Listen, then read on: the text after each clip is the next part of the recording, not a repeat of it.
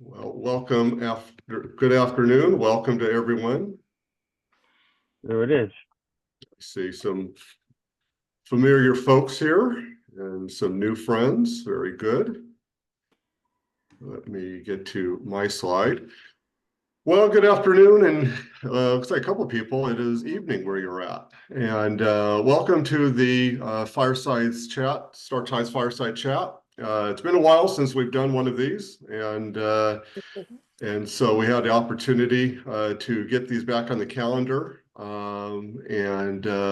Today's conversation will last for about 50 minutes. And it's a free-flowing conversation. I'll frame a few questions, but essentially this is a opportunity for everyone to participate. A few introductory announcements, and let me move to a couple things here. All right, first, I know most of you know TIDES. Either you've been involved in it or you know me, and I've been involved in it in a long time. But as a refresher, that TIDES is a global knowledge sharing network, and we focus on building sustainable resilience and promoting human security, which is really the freedom from want and freedom from fear, in creating life-changing social and economic opportunities.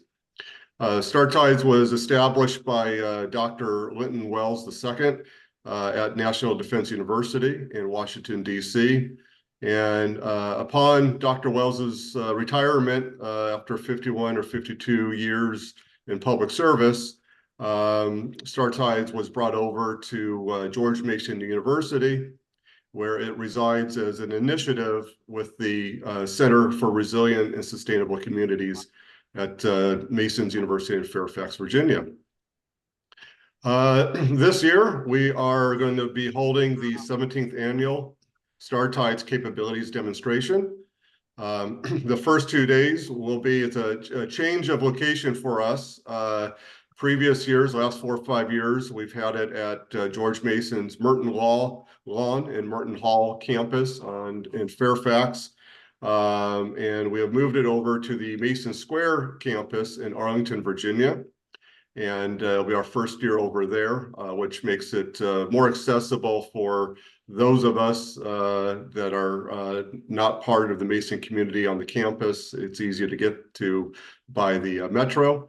And then after 2 days at the Mason campus in Arlington, Virginia, we will be going over to the Pentagon as we have in previous years. And for the demo, what we call the TIDES demo, the Pentagon Department of Defense does not allow us to use TIDES. It's TIDES over at the Pentagon Center courtyard. Registration is open for attendees. It is free for attendees. The early bird actually for exhibitors expires at midnight Eastern time tonight, and we have opportunities for sponsorships. TIDES, we're largely driven by donations, and so this is the advertisement, is that we do ask you to make a tax-deductible contribution, and done through CRASC, funds will be used for TIDES. So that is that. We will stop sharing. We will go to conversation mode. And I want to introduce Catharyn Baird. Catharyn, and I'll let her kind of introduce herself and her background, but she is based in the Denver metro area. She has a background as an attorney and has been affiliated with a Jesuit university, Regis University, for quite some time. She has gone on to do some very interesting projects, and EthicsGame is a company that she founded, and I'll let Catharyn explain more of that. But today's conversation is really going to focus on the ethics and bias, and we hear a lot about that. It's become more the regular lexicon in today's conversations about bias. But as Catharyn and I, and we both serve on the advisory board for TIDES, One of our tasks has been through the advisory board is looking at the future of Star Tides and policies and really looking on how we share global knowledge to improve people's way of living. Well, there's a lot of cultural biases involved in that, and things that may work in sub-Saharan Africa may not work in Latin America. And even in sub-Saharan Africa, where I've got quite a bit of business experience, it's different in West Africa than it is certainly in East Africa. And so today's conversation will really look at just how we how we deal with each other in the world from our own biased prisms, and how we go forward together. So Catharyn, welcome. And I kind of will just pose the first question of, tell us a little bit more about yourself and EthicsGame, and how do you see the world when it comes to befriending bias and the things that what I just talked about. Well, thank you, Aaron, for this opportunity. I always love talking about my favorite subject in the world, ethics, even if it bores some people to tears some days. I got involved with it. I'm an attorney by discipline, and I got involved with it when I was hired at Regis University in Denver to teach law and ethics. And I come out of a Protestant background. Regis is a Jesuit Catholic background. And I wanted to make sure that I honored the differences among the different traditions. As I began looking at ethics, the conversation I wanted to figure out was, is there a conversation that every ethical theory has? We have 4 to 10 ethical theories, depending on who's counting. And as I did my research, I discovered that every ethical theory engages a conversation about what is the relationship of the individual to the community? How does the individual fit? When do they have autonomy? When do they need to go into much more of an equality setting and foster the community itself? And then the other one is head-heart. When do we use reason, processes, our protocols, our contracts? And when do we moderate what we say and think and do based on our experience? And so out of that, I developed a way of looking at ethics to harmonize the different ethical viewpoints.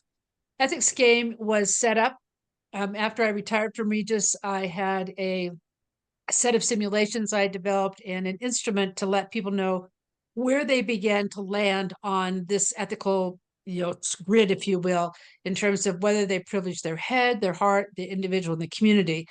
And that venture's had really a lot of success, as it's seen as a way of getting into the question of how do we view the world differently. As a point of definition, my definition of ethics is how we agree to behave in community.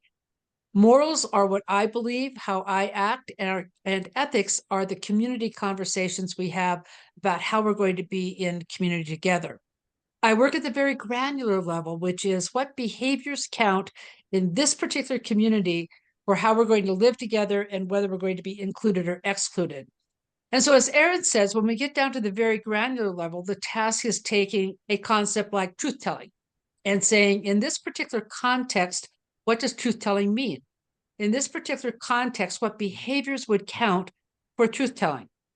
Now, when we think about bias, each of us has been raised in a particular way. And I always laugh and sort of kid people by saying our ethical frameworks are the way we view and interact with the world to make sure we made it to being about 8 to 10. But in any event, those family, cultural, community expectations define for us how we look at the world. Bias then becomes our shorthand. If I see somebody who looks different than me, I may immediately go into, oh my goodness, am I safe? If I'm in a different community where I'm not expected to be, people won't necessarily know what to do with me. I had a situation several years ago now where I was to give a guest speech at Rutgers. And I hadn't registered in my head that there were different Rutgers. And the one I was invited to was in a place in New Jersey that was all Black community and predominantly Black students. And I decided I wanted some soul food. So I went into a soul food restaurant, and the people didn't know what to do with me because white folks didn't generally turn up at this soul food restaurant. And so we each had to adjust our expectations about, is this safe? Is this not safe? As we move into ethics, then we notice that we have some biases that are not useful, things that keep us from working effectively with others. And those are where, when I talked about the topic, befriending our bias, it's a matter of noticing what our bias is and then thinking differently to be able to respond differently. My business partner is my sister, and she noticed as we were doing our work together that she was always moving first into judging. The first thing I'm going to do is judge somebody. And she said, what if I had my first response to somebody kindness? And she literally has worked for 2 years to have her bias be towards kindness instead of her bias be towards judgmentalism. And that came out of awareness and then out of deliberately choosing to behave differently. So that's sort of the approach that I'm taking with this, is how, as we begin to move into an international setting, as we move into the mission of Star Tides, which is both to prepare people for disaster, respond to them in disaster, and then help them prepare for avoiding disasters or managing disasters in the future. What biases do we bring to the conversation, and how are those useful or not useful as we are living into our respective missions? So with that as a beginning, Aaron, where would you like to take the conversation? Well, before we started this call, I was telling you about a conversation I had. I attended an event last night in Palo Alto and California, and met a guy from Pakistan. And it was interesting because as we were getting to know each other, I had mentioned about the great economic opportunities that could be presented if Pakistan and India kind of created a economic relationship. Right. And so and we're kind of obviously, the Palestinian-Israeli conflict going on, the Ukraine-Russia conflict. There's many examples, and I had a project idea about rebuilding greenhouses in Gaza and the farms. This idea was conceptualized 25 years ago, and then where Gaza, the Palestinians would own the farms. And they would have to sell to the Israelis. There would be a guaranteed buyer, price, discounted guaranteed price. And so everyone made money, and that created stability. But trade is not always, in business, is not always as easy as it sounds. And I'd like to get a sense maybe because I come from the private sector, and then we could go into some other areas. But starting with the private sector, where do you see are some of the biggest challenges that companies have, that corporate executives have, the boards, both where to do business and the biases involved, as well as the people that they hire? Again, I live on the West Coast, large communities from India. There are now legislation proposed both locally as well at the state level of eliminating caste. I didn't realize that caste is kind of used within the hiring practices of some of the technology companies. So I'll lay that out as observations, and then kind of let you guide us to what we should be looking at and going forward. Right. So one of the great challenges in business as we move into a global setting is what everybody will know as soon as I say it out loud, which is trust.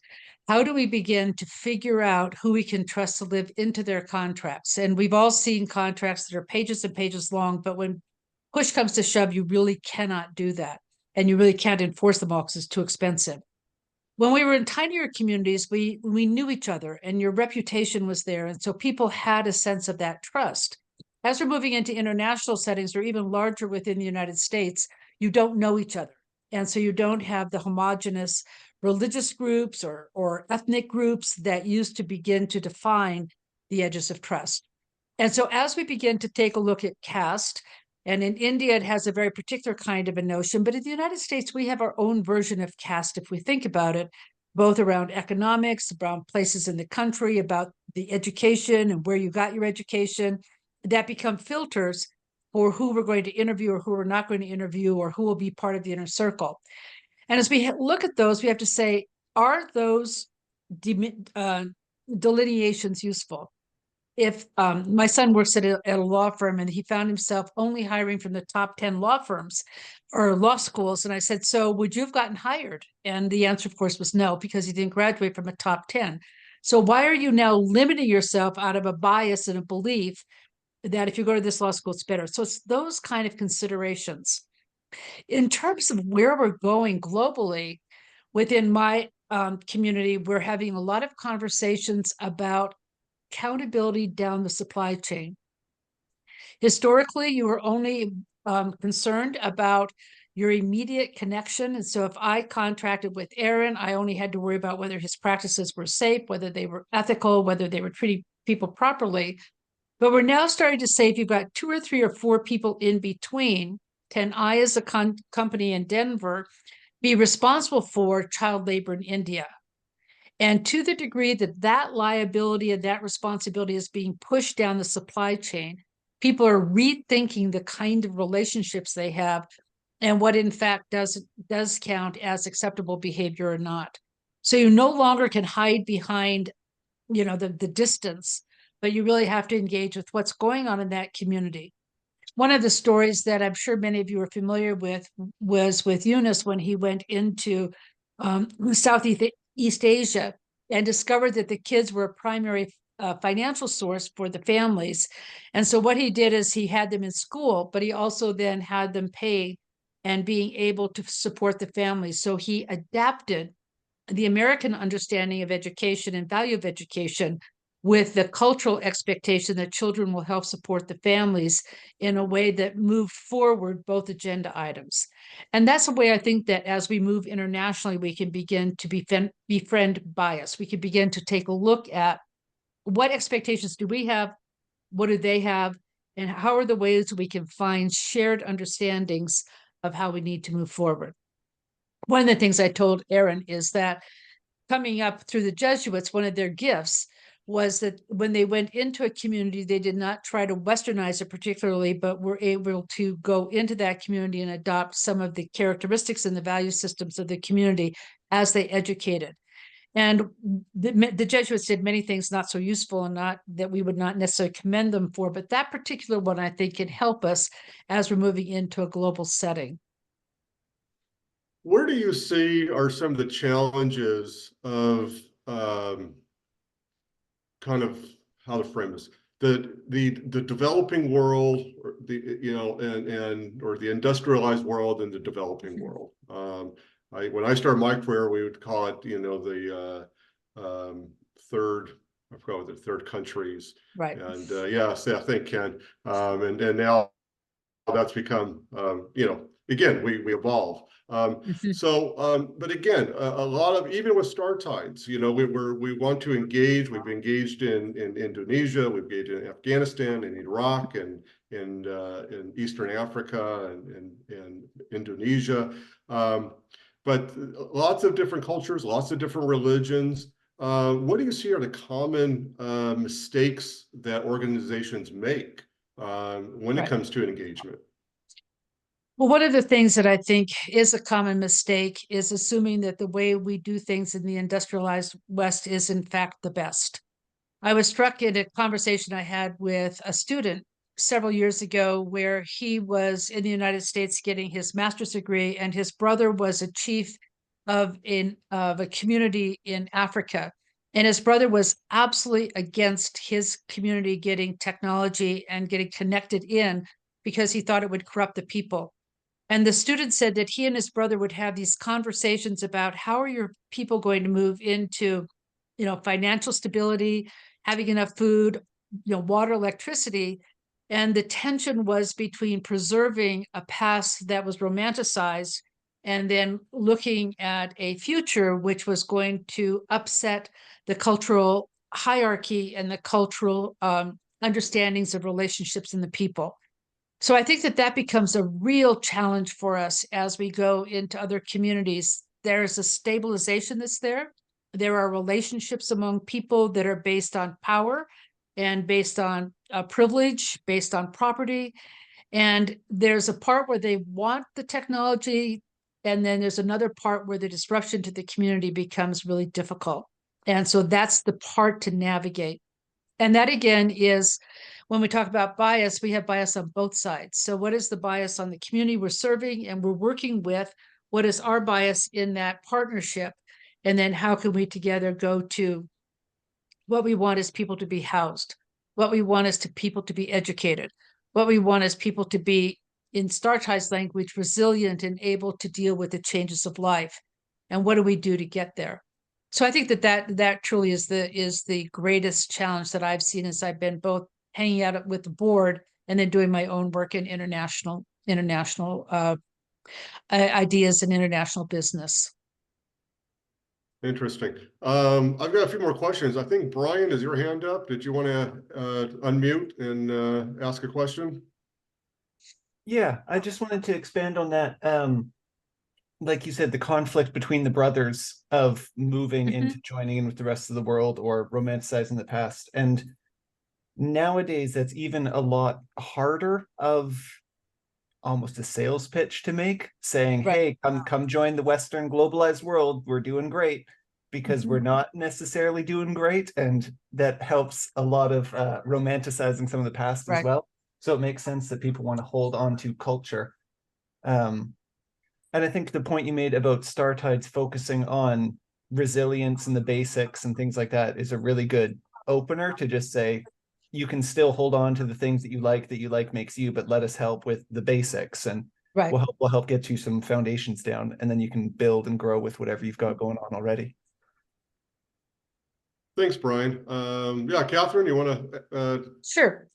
When I had an opportunity to talk with John Francis, who many of you know, who's also on the StarTIDES board, when he came to Denver, and he talked about a community, and I don't remember if it was during a meeting when he was here, that he was working with in South Africa, where they were trying to get into the grid and they were finding a way to go in illegally. And we also had a client, EthicsGame had a client in South Africa who was having a really difficult time with our platform because they kept having blackouts or brownouts or rolling brownouts. And so the grid itself could not sustain what it was there. And then you had these other communities going in illegally. And so I asked John Francis, how do you begin to hold that as an ethicist and as, you know, a world traveler, with the grid itself being unstable and then people illegally? And he said, what we're working at doing is finding ways that you can generate electricity without tapping into the grid illegally. And so rather than destabilizing the electricity in that community, they were working on other solutions that would give the community autonomy, that would meet their needs for energy, and yet not further disrupt an already fragile ecosystem in the nation. And I thought that was really a really great way of approaching it, which is what kind of more local, small solutions can we have that will honor the community, meet their needs, and then not disrupt the larger picture. And then, Brian, to your point, not romanticize what is there. Now, that having been said, one of the reasons that I was willing to leave Regis and start EthicsGame is I went to a movie, and I'm not going to be able to remember the name of it, but it was just very profound, set in Africa, and it was around the practice of female genital mutilation and the way that that was put in place. And one of the practices in that community was called sanctuary. So if people went into a roped off area, they had 90 days to resolve this. And a bunch of young girls went into this woman's sanctuary where she was not in favor of that. And as the movie unfolded, the question became, how do you know that this is okay? And she said, well, I listened to the imam on the radio. And the men decided they were going to take the radios away, at which point the women went and said, no, you will not take our radios away. And there was a turning of the power structure within that community. We forget the power of technology to open up the frameworks of those who generally don't have access to information.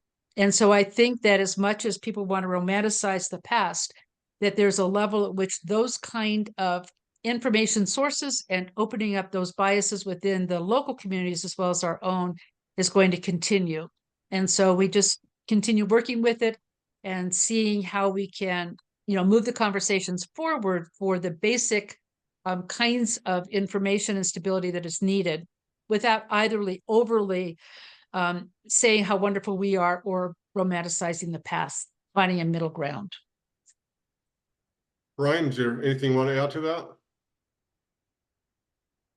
Not particularly. I just like the idea of the communities themselves examining their own biases, because like you said, there's plenty of built-in things that Right. could be done away with. And then I guess it's a combination deal of bringing the best from both worlds in a way. You bring stuff from the outside, some improvements that could be made, you hold on to some tradition and keep those things and just try to grow a better community and future for them. Right. The difficulty is that many times what is culturally in place is in fact a power structure that the people at the top do not want to have disrupted. And so the question always becomes, how do you manage that without unduly disrupting the power structure?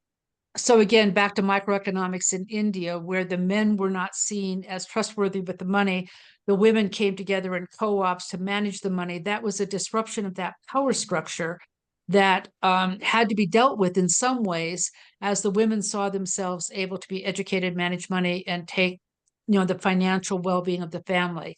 So there's got to be some understanding that you're going to go in, you have to figure out what is the existing power structure. And then as that becomes disrupted, how can one work with people to see the value of the disruption during that process of change? I think a big part of that too is going against the vested interests, say, or the power structures that are in there. Is also just creating a vacuum, because it's like, Yes. if there has to be something to replace when you go in of, hey, the way you're doing it isn't necessarily the best, you can't just say, don't do that, because then the power vacuum comes and something else will bubble to the surface, which is probably worse. So yeah, bringing in important new things, and the way you did things in the past weren't the best, but here's a better solution. Work with you, we'll help you with something new. And I think that's what I really appreciate about Start TIDES, because the conversations that we've had talk about going into a community and asking them, what do you need and want in order to make your life better? What dreams and hopes do you have? And so again, Brian, to your point, if you start with the community with what do they see as missing, that begins to provide a vision for then focusing on that allows for some movement within the power structures in a way that might make some sense. But they have to, I think it's important for them to name what they want. Yeah, there were two groups I found recently. One I think was Village Institute, and the other was Village Earth, I think. And they were both good charities that were boots on the ground. They'd go in, talk to communities, have those conversations, and help with entrepreneurship and stuff in the area. So very localized solutions. Right. Let me make a point and then lead it to a question. I spoke at an event at the University of Washington up in Seattle probably 6 or 7 years ago. And I had said something that I've always said that no one really questioned. I had said the terms, the American dream. And the American dream being people immigrated to the United States and they worked hard and provided for their kids that were born in the US and or they were young when they came to the US, and a whole bunch of people came up afterwards and said, what's the American dream? We've never heard of that. And then again, when I explained it to them, and they said at that time, again, this was 6, 7 years ago, China was rising very rapidly economically. Things were a little bit better than they are now, both politically and economically, as I do an op-ed there. But it is interesting in a sense of we have our biases where we're from, and even the most educated. I have found that also education isn't always, I guess that's a question, is education a solution or always a solution to limiting biases?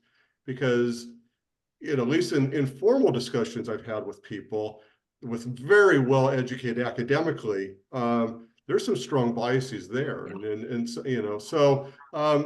looking at the role of education. So that's kind of leading up to one question. The other one, because we do have some academics on the call here, Lee McKnight up in Syracuse, and Carissa, who's with us from Star Tides and just finished her PhD in December. But what is the role of academia? Where's the role of education in general? Whether it's the primary schools, early childhood education, we talk about, more, especially we in the US, investing more in early childhood education. That also part of that is eliminating biases. But where is the role of education in dealing with biases? Well, the role of education is going to depend on the piece and what the faculty see as its role or his or her role in that process. And for many of my colleagues, when I go out and talk about this process, they get very antsy and nervous about trying to do it. What we want to do is teach a subject matter, but we're not going to talk about, the pluses and minuses of the American economic system, or we're not going to talk about, how you interact with it. And so to the degree that higher education in the United States, which is the part I'm familiar with, becomes highly siloed, and ethics, how we get along with each other, doesn't cross into other kinds of disciplines, education may not address all of the biases we have, and in fact may further instantiate them if we're not careful. What it does have the opportunity to do, if we are lucky, is to introduce us to other viewpoints and introduce us to other ways of thinking that begin to expand, who we are and what we are. The problem in an academic setting is you don't give people enough time to do that. I go back to my own education.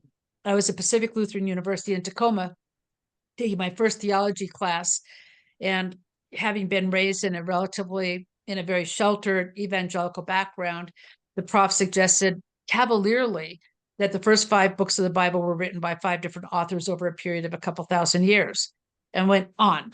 And I had to stop. That completely changed my worldview. And we don't often in education think about, what are we presenting that's going to change the worldview of the student? Where are they going to be so disrupted that they're not going to be able to move forward? And then currently what's happening out of COVID is that people are so attached to their own identity that they claim that rather than expanding into humanity. And so we're winding up with some interesting conversations that are happening in higher ed that have the opportunity to open up to bias, but also can close down. And we just have to pay attention to that. The hope is, if we do it early enough, if we start with the young ones, that they will be with other people, they'll be with other traditions, and they will build the capacity to be with others. We, however, have to take a look developmentally, at the milestones in terms of ethical maturity to see what happens. One of my favorite authors suggested that what happens at 22 is, if you cannot make the move into ambiguity, if you cannot make the move into, I don't have to have certainty, I just have to choose and move, then you regress into fear and tribalism. And what often happens at the academic level is that we don't do a good job of moving students into embracing and coping and learning how to navigate ambiguity. And so we allow them to go back into tribalism, which is often what we're seeing now. So it's a semi-hopeful answer. Let me Ted Felix put a question here, and I thought it was interesting because I'd mentioned a project and that I conceptualized, and again, this was the early 2000s or late 90s into the early 2000s, rebuilding the farms and greenhouses. And I had traveled to various countries to get buy-in. Several Middle Eastern countries were bought in, and then those same Middle Eastern countries pulled out when Hamas was elected. Right. When Hamas was elected, it was actually some of the Middle Eastern countries that called me first, before the Israeli ambassador called me. It says, we can't support this, and do that. So Ted brings up the point, is that how do you work in countries that may have a very anti-US bias? And that's, you talk about the Middle East peace conflict. We've had one president after another to try to bring people to the bargaining table. I think Dennis Ross under Bill Clinton was the closest, with Prime Minister Ehud Barak Yasser Arafat, and but beyond that, and of course Yitzhak Rabin before his assassination. But the anti-US, and it's even maybe more profound because of social media. So there's a couple of questions in there. One, let's say since we are in the US, many of us are here based in the US. We're not all originally from the US. I see a Canadian, I see a person from Mexico on the call as well, and a person from Germany. How do we deal with some of those biases? Let's say the US, we're still the biggest contributor of foreign aid. You know, there's a pros and cons with that. And what are your recommendations? EthicsGame. If EthicsGame was hired by the State Department, what would be your recommendations on how to deal with these in sustainable development, sustainable peace? Well, interesting. I was just reading a book this week that probably many of you have already read because it was put out in I think 2015 or thereabouts, called Resilience. And one of the things that this author suggests is going into small projects. So instead of having a huge base, you have lots of little satellite projects, working with the community, getting to know that community and diffusing it throughout.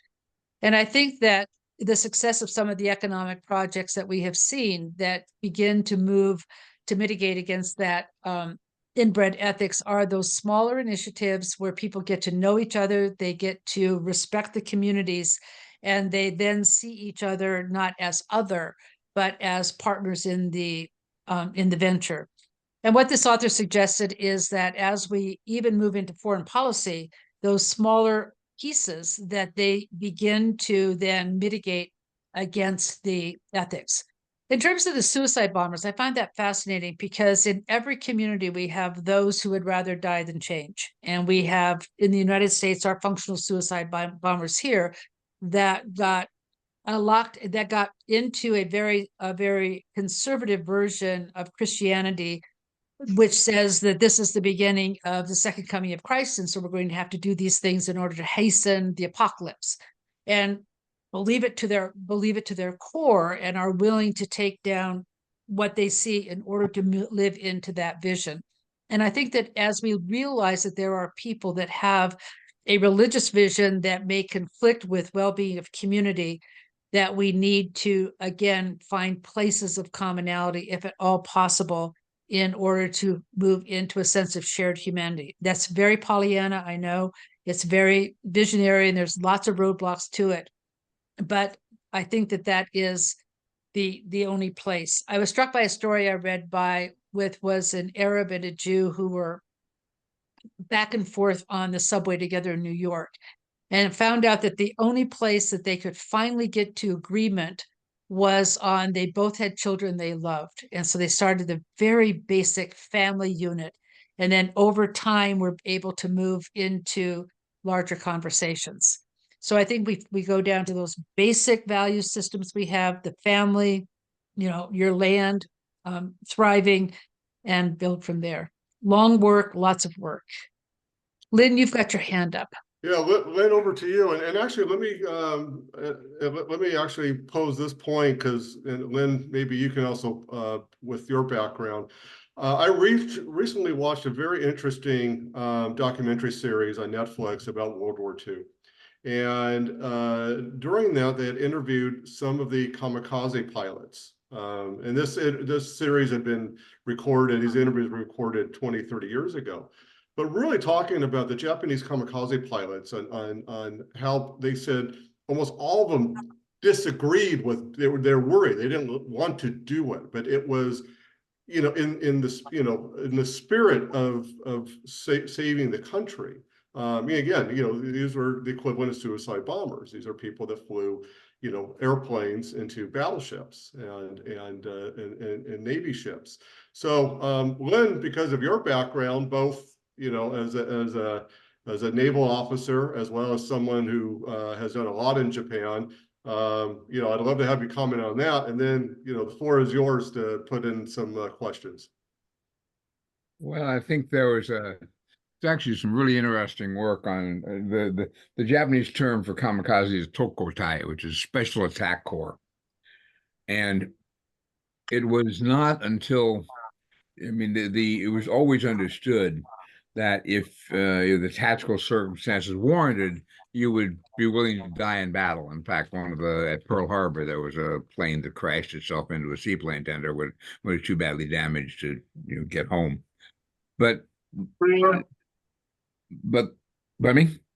go ahead. We got but the Japanese, but the Japanese said they saw this as being fundamentally different than what began really in October 1944 of the mission being suicide, and that there was actually quite a fair amount of resentment in Japanese military circles about this shift.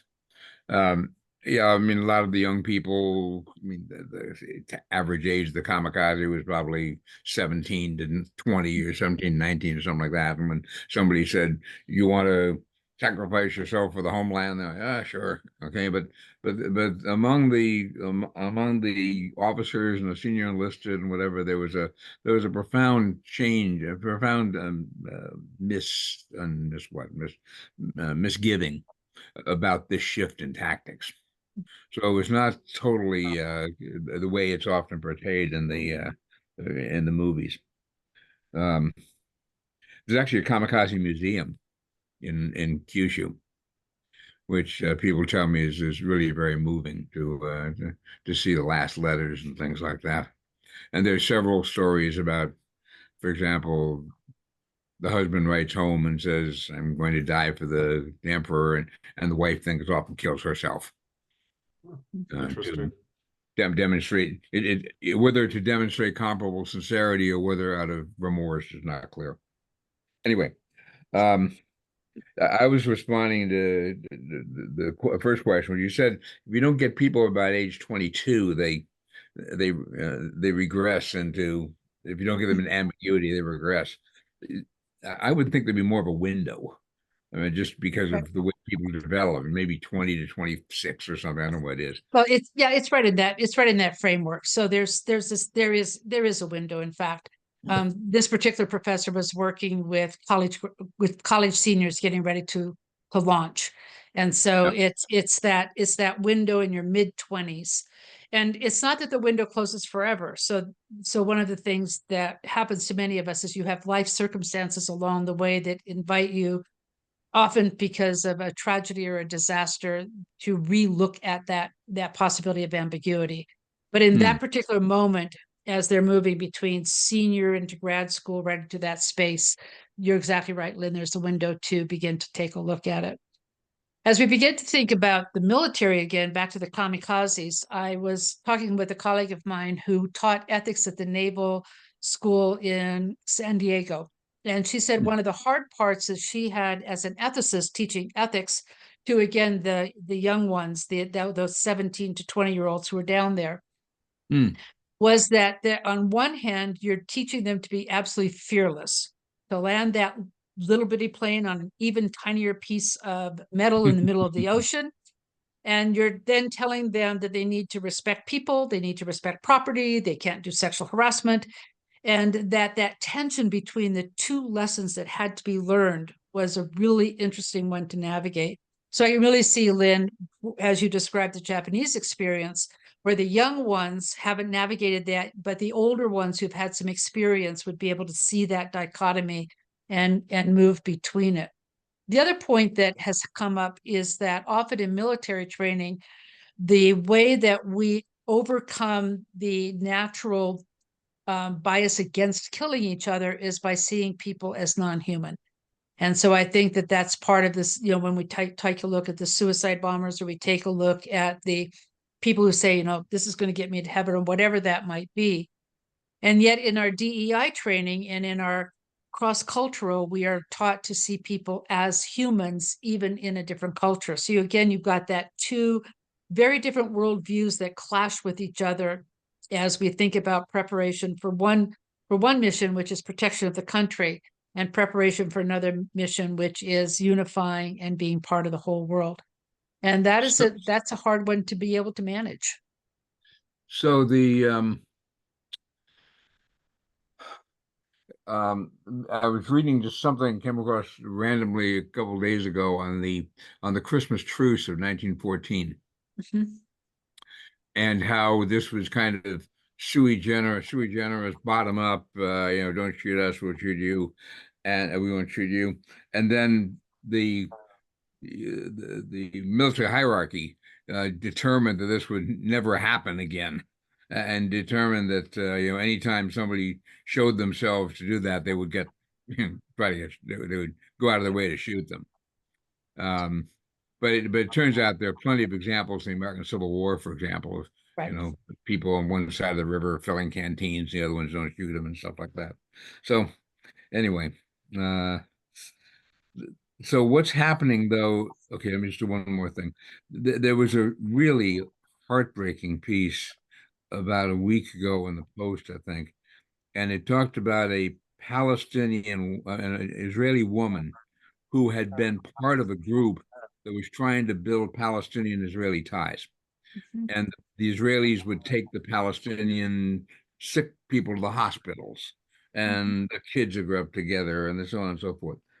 And she said then,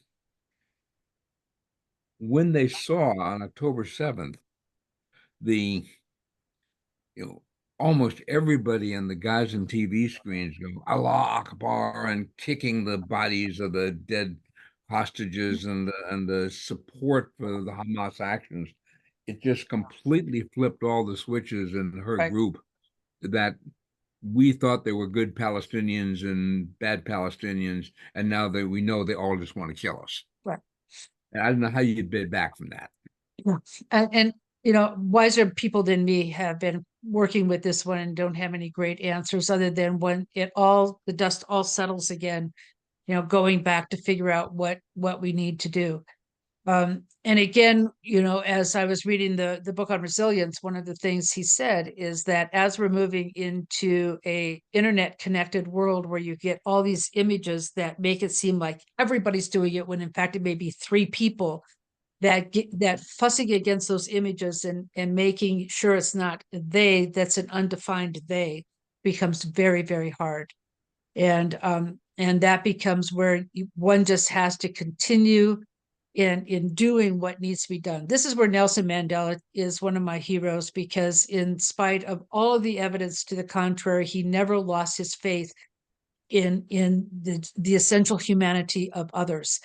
And in the face of Israeli-Palestinian fussing, our own community fussing as we're moving into our election cycle, Ukraine, Russia, I'd have to do my very best to maintain the essential humanity of all people, even those I disagree with profoundly, and just begin to develop that habit of respect, even when it's really hard to give.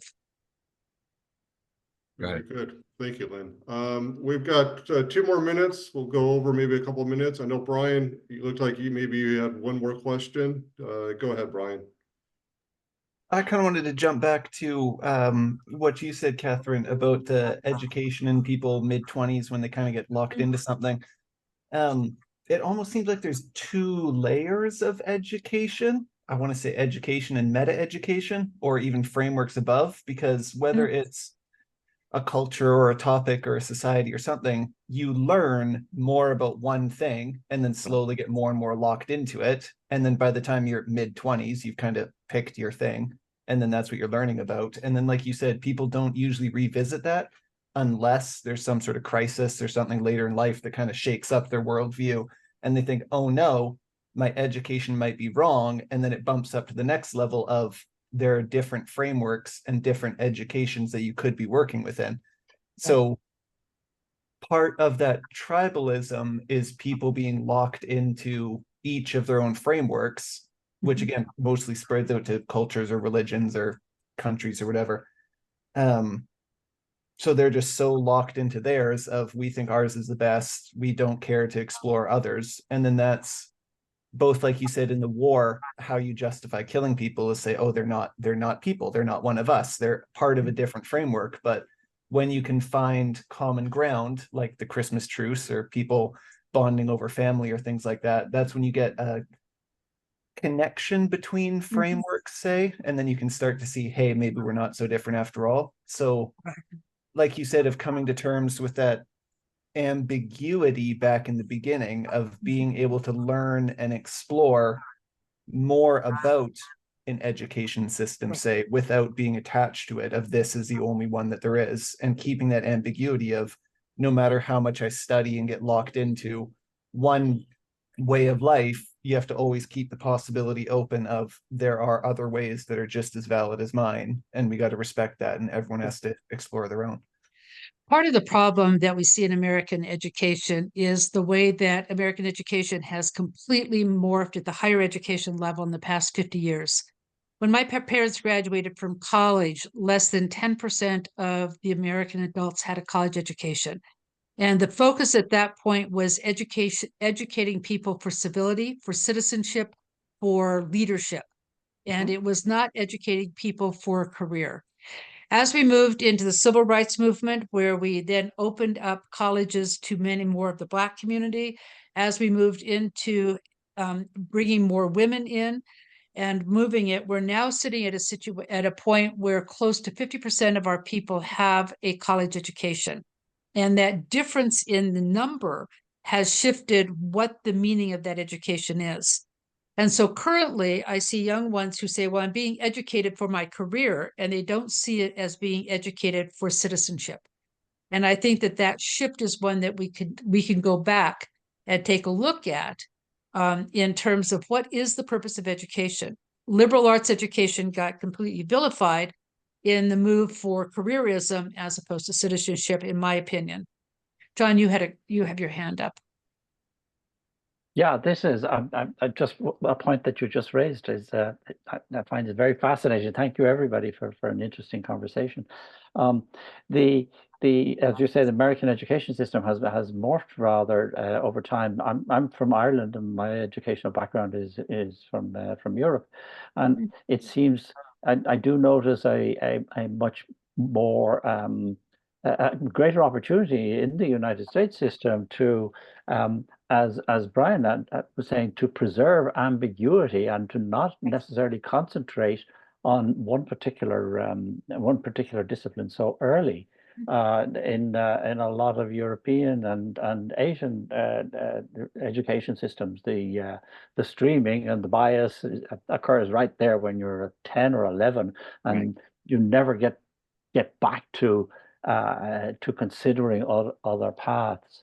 It's something actually I was involved in the design program at Stanford for quite a number of years, and one of the things we did was teach the students to preserve ambiguity, keep in designing your product, keep your options open, and constantly go back and rethink your assumptions.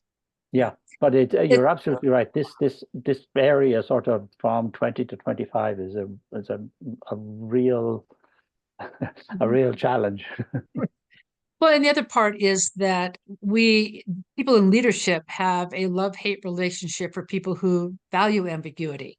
And so at one point you want people to be on task doing what they're doing and sort of fulfilling their function and not asking too many questions. And on the other hand, you want people to be asking questions and to thinking about how you do things differently. So it's much like the conundrum with the Navy sailors and officers of two separate missions that have to sort of exist side by side, and figuring out ways to manage that. And so it's just part of what we get to do as we think about, how do we, engage people with their biases? How do we figure out what they are? And then how do we begin to see which ones are useful and not useful as we all continue to grow in our ethical maturity? So. Very good. Well, we are wrapping up here. And before we do so, I want to thank Catharyn. Thank you very much for sharing your insights. Thank you to our attendees. We invite you to attend the next StarTIDES Fireside Chat. We're going to have Carlotta Sage, the founder of Pocket CISO. That's Chief Information Security Officer. She has a great experiences in cybersecurity, and so we'll talk about that issue. I know I'm here in the Bay Area. I think, John, you are as well. The news lately has been a couple of municipalities that have been kind of ransomware. So it's affecting, thank goodness, not in where I live in San Jose, but some of the North Bay communities. And so it's a huge issue, but we'll have registration information. It'll be on LinkedIn, and we'll have that available soon. And again, I know I mentioned it before, but again, the 17th annual Star TIDES capabilities demonstration coming up in April. Thank you all, and have a great rest of your Thursday. This has Thank been you all. wonderful, Aaron. Thank you so much. Yeah, bye.